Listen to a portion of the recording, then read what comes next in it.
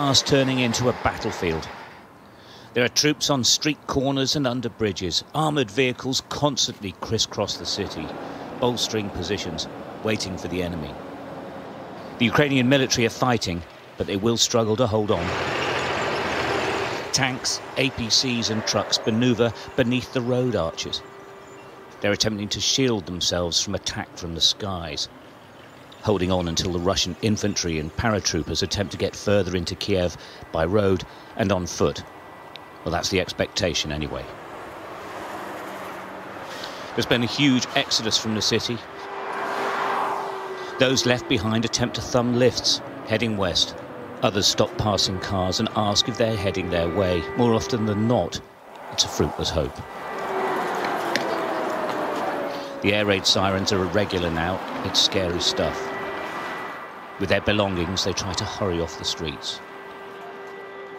Most head for the metro stations, trying to get underground. Mums and dads and their little ones, trying to find safety if they can't find a way out. Everyone feels exposed. Everyone feels vulnerable. Well, that's a haunting sound of the air raid sirens. It's pushing people into taking cover. You just heard a crump of an explosion. It's like this all over the city now.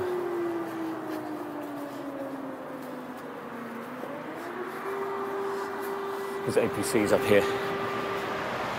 Exactly where and when the Russians may attack a new target remains unknown, of course. So there's constant movement. Much of the city is now deserted. Hardly any people in the centre of town, just a few cars driving between homes or looking for a few shops that are still open.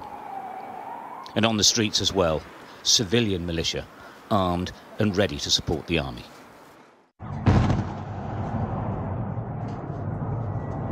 Huge explosions woke everyone in Kiev as the Russian mission continues. Fiery debris falling onto residential buildings below. This is life in Kiev now. The country's president making exactly that point. Коли бомби падають у Києві, це відбувається. When bombs fall on Kiev, it happens in Europe, not just in Ukraine. When missiles kill our people, it is the death of Europeans. I demand greater security for Europe, greater protection for Ukraine as part of a democratic world.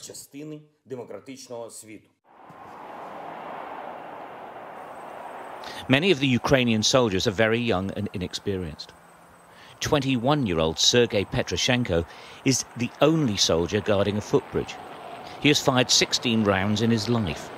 Now he waits for the Russians. His home village has already fallen. There are a Russian base in my village. And from my village, they're gonna go here on Kiev to capture it. Yeah, it's really scary and terrifying. I am called to my parents. They really scared. There's Russians in our village, enemies. There's tanks, heavy vehicle. I hope that they will be fine.